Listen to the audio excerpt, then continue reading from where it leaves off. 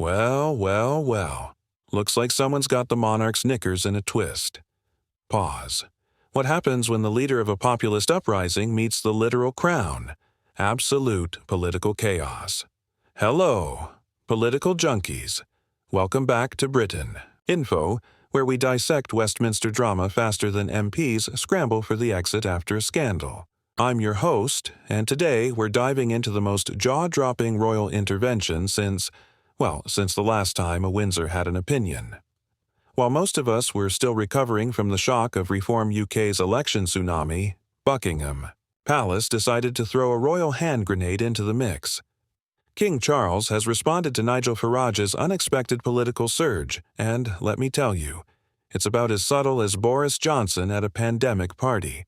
But before we dive into the royal rebuke that's got Westminster buzzing, let's rewind and catch everyone up on how we got here, because this political plot twist is wilder than the last season of The Crown. Remember when Reform UK was just that fringe party everyone dismissed faster than a warm pint? Yeah, those days are long gone. Nigel Farage, the political equivalent of that party guest who keeps threatening to leave but never actually does, pulled off what many thought impossible.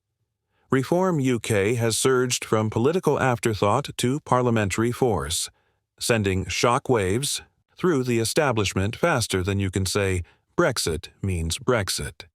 The numbers are staggering. Reform UK secured seats, demolishing traditional strongholds and leaving political strategists scratching their heads harder than a contestant on university challenge facing quantum physics questions. And Farage's victory speech?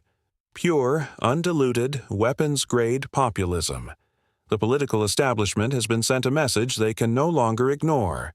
This isn't just a protest vote. This is a revolution of common sense. Common sense or common nonsense. Either way, the British public has spoken, and they've apparently decided that what Parliament really needed was more Nigel Farage. Because clearly that's what will fix the NHS waiting lists. But while Westminster was still processing this political earthquake, another seismic event was brewing behind the ornate doors of Buckingham Palace, and it is about to make Farage's triumph look like a village fete raffle win. Now, let's be clear, we all know monarchs are supposed to stay above the political fray. They're meant to be as neutral as Switzerland during, pretty much any war ever. The Royal Rulebook essentially says, smile, wave, cut ribbons, and keep your opinions locked up tighter than the crown jewels. But King Charles, he's taken a different approach. And by a different approach, I mean he's torn up the Royal Rulebook and used it as confetti for Farage's unwelcome party. In an unprecedented statement that's about as subtle as a double-decker bus in a china shop, His Majesty expressed deep concern over divisive rhetoric that threatens the fabric of our multicultural society, while never mentioning Farage or Reform UK by name, because royal shade has always been served with plausible deniability.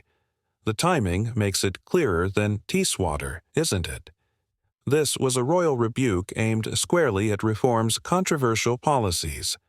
The Palace statement went on to reaffirm the importance of unity, tolerance, and mutual respect as fundamental British values, essentially the royal equivalent of saying, "Not in my kingdom, mate." And just like that, Charles went from constitutional monarch to constitutional mic drop. But wait, can he actually do that? And what happens when the unelected head of state throws shade at a democratically elected party? If you enjoyed the video, make sure to like, share your thoughts in the comments, and don't forget to subscribe to Britain Info.